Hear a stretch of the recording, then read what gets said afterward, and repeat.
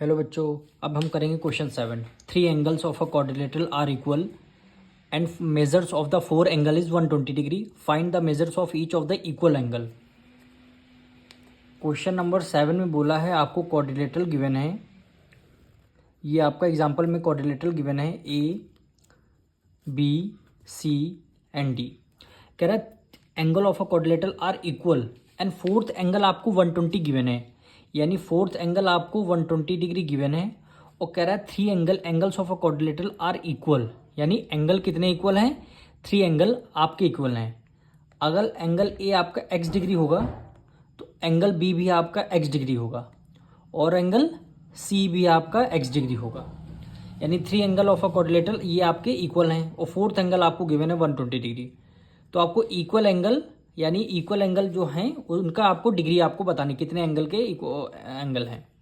तो सबसे पहले इनको हम लेट करेंगे। लेट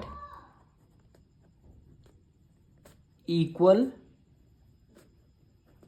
एंगल ऑफ क्वाड्रिलेटरल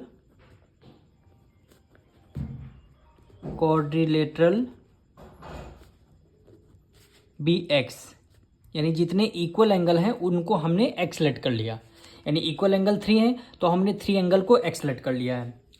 अब क्वाड्रिलेटरल का सम कितना होता है? 360 डिग्री, यानी angle A plus angle B plus angle C plus angle D, तीनों का सम कितना होता है? चारों का सम 360 डिग्री।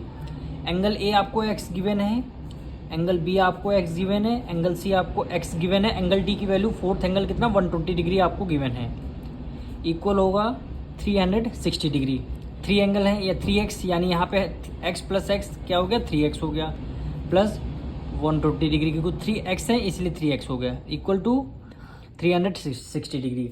अब 120 इधर प्लस में उधर जाके किस में हो जाएगा? माइनस। थ्रू 3x इक्वल हो जाएगा 360 से 120 डिग्री हमने क्या कर दिया? माइनस कर दिया, यानी 3x 360 से 120, यानी 0 6 में से 2 गया 4, 3 में से 1 गया 2, 240 डिग्री आ गया। यानी x की वैल्यू फाइंड करनी है 240 अपॉन कितना आ गया? 3 आ गया। 3 1 जा 3 और 3 8 जा 24, यानी x की डिग्री कितनी आ गई? 80 डिग्री। तो वही हमें x, अगर एंगल ए x है 80 डिग्री, एंगल बी भी 80 होगा, एंगल सी भी 80 डिग्री होगा। तो लास्ट में लिख देंगे एक लाइन, द इक्वल एंगल